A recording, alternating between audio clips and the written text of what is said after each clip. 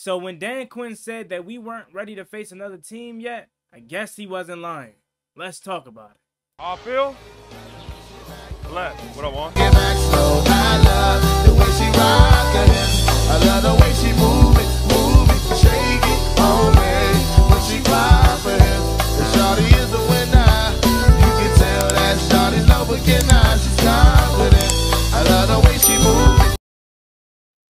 YouTube, what's going on? It's Juan Gotti here. We on the Washington Commanders video, and in today's video, I'm coming on here with the video where we're going to be talking about the first day of Washington Commanders versus New York Jets joint practice. So without further ado, let's get straight into today's video. But before we do, make sure you guys go down below, leave a like on this video, subscribe to the channel if you are new, turn on post notifications so you get notified when I upload new videos like this to the channel. We're on the road to 8,000 subscribers, so please help me get there as soon as possible. And don't forget to punch in the promo code on SeatGeek to get $20 off your first purchase. Juan Gotti.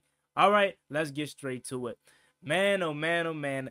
I am firstly going to say I'm not going to overreact in this video, but at the same time, I am going to be a realist. Now, as we know, the Washington Commanders went down to New Jersey for the joint practice, and we have a game later this week. And this was an exciting time because this was the first time we were going to see our team face another team and see where we can be measured at. Long story short, the Washington Commanders did not look good today for the most part. Did they have times where they got some things going? Yeah, but Nicky Giovanni said team did not look good today. The first things first, that was a red flag, or kind of just to set the tone for the day, was nasty weather. It was raining out there in New Jersey. It's raining up here. So that was kind of to set the tone for the day. Aaron Rodgers is not playing out there today, so we got carved up by Tyrod Taylor.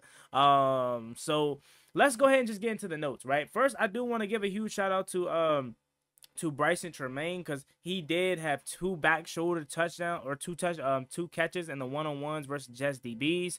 So he is a guy again that I feel like we need to watch out for making this roster. I made that video a couple weeks ago. It was him and Mitchell Tinsley. And I think what gives him the upper hand is his ability to be 6'4", and kind of that big body that we don't have on this roster. So shout out to Bryson Tremaine. Emmanuel Forbes just had an interception too, so he did have a pick. And I want to know if these are the one-on-one drills. I'm not sure. It just says he has a pick, but I'm going to assume that it was the 1v1 drills because that was the start off the practice.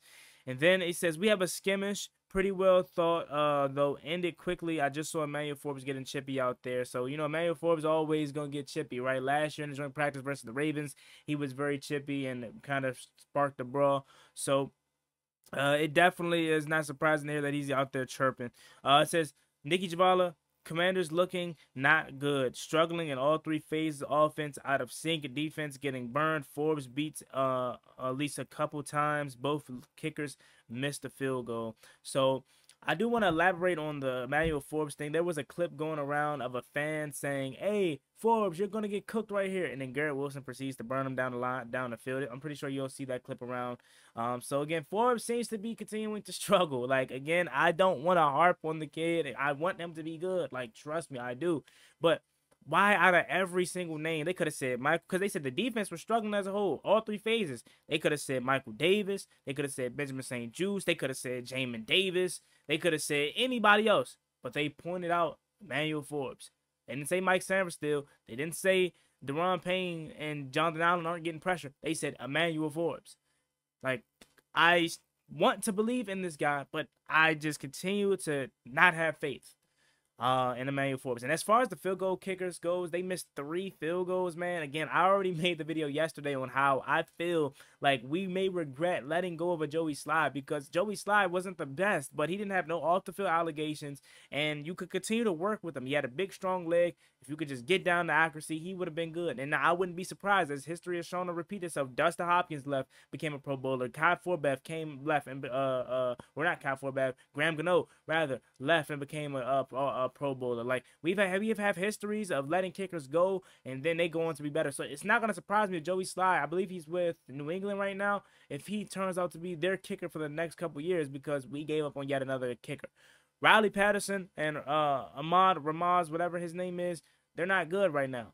And we're too late into the offseason to where we are going to potentially find someone that's good. Now, I know we had the second pick in the waiver wire, so people are going to start cutting their kickers, but that should let you know all you need to know right there. Why are we relying on teams cutting their leftovers? That already, them cutting him already let us know that he's probably not good enough to be on the NFL roster. So we need to draft a kicker. I felt like we should have did that a couple years ago, but we'll see as the summer prolongs and we get into the preseason.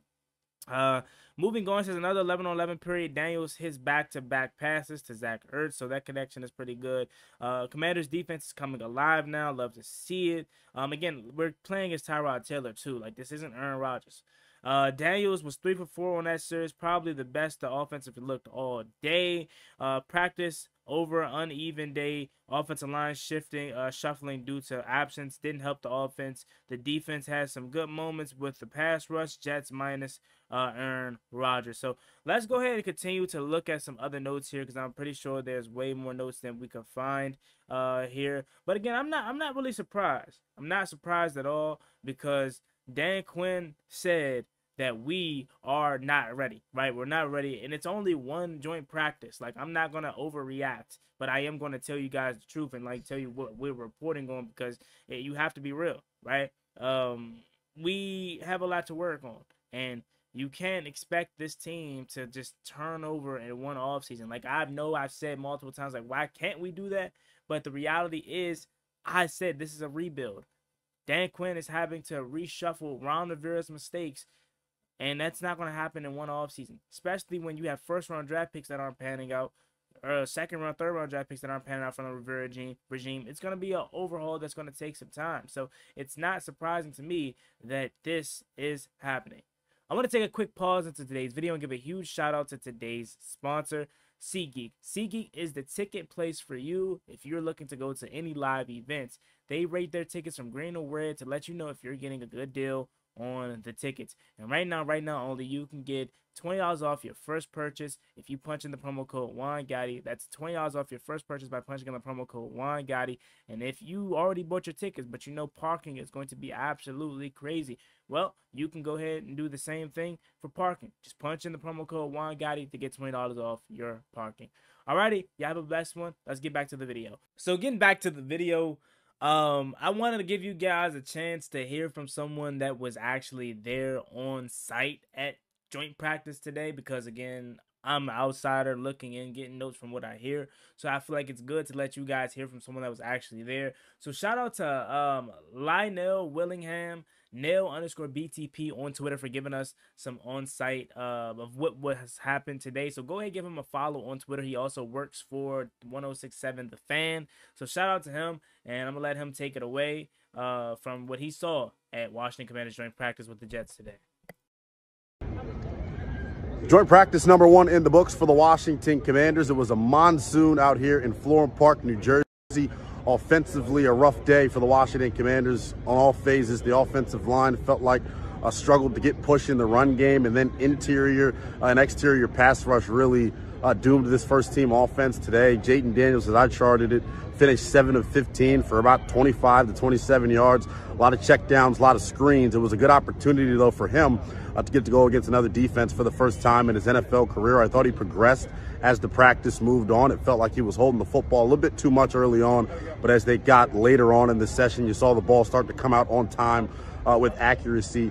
Best ball of the day from him, I would say, an out route to Terry McLaurin, where he did a good job beating the outside corner. But overall, mixed bag day for Jaden Daniels and the offense. On defense, I thought they were much improved on that side of the football. The pass rush really is what stood out to me. Frankie Louvu, Dorrance Armstrong, Javonte Jean-Baptiste, a couple of guys that stood out with their individual rushes. Rough day for second-year cornerback Emmanuel Forbes going up against, an all-pro wide receiver in Garrett Wilson. You expect him to struggle in that matchup, but one thing, you want to continue to see this entire defense improve on is just their attitude and mentality after a big play is given up. You saw guys with their heads down. Not something you want to see out here in your first competitive setting, but I would say overall defensively, mixed bag performance from them as well. But I thought, overall the pass rush was really the highlight of that unit. Thank you so much for that. Again, go ahead, give him a follow. His name is Nell B_BP on Twitter. So thank you so much for giving us that insight. And I first want to start by something positive that he mentioned. He talked about the pass rush. That was something that headed into this season that I was a little bit concerned about, because we don't have that guy that's able to, you could just sit out there and firmly win one-on-one battles on a consistent basis. It's just a bunch of Jags, right? Cleveland Furl, Dante Fowler, and a slew of other guys, right? That we have on the edge rushing unit. But it isn't just that one dominant guy. But it seems like that they are they're working together and they're doing really well. And sometimes the thing that we struggle with the most with the last two edge rushers in Montez Sweat and Chase Young, they really couldn't work together because they wanted to solely, more specifically Chase Young wanted to solely just worry about his athletic ability. But sometimes when you just play together as a unit and rush together as one, things like this can happen. So yeah, we have a bunch of guys like I mentioned before, and it's not just that one dog, but hey, we all hunting. So it's good to hear that the offense, that the pass rushers are doing well.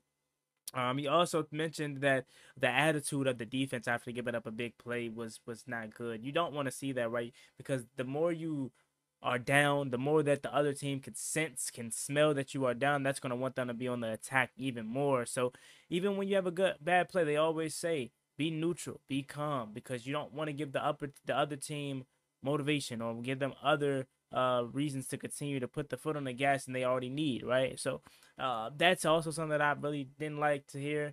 Emmanuel Forbes get embraced by Garrett Wilson. I mean, what's to be expected? It is G. Will, but Forbes is somebody that we drafted in the first round that we are trying to hopefully get the best out of, but it's not a good sign to hear that he's getting cooked by Garrett Wilson and other people. He also mentioned that the offense as a whole really struggled. The offensive line unit struggled, but we were missing our quote unquote starters in Brandon Coleman and Andrew Wiley, so that is to be expected.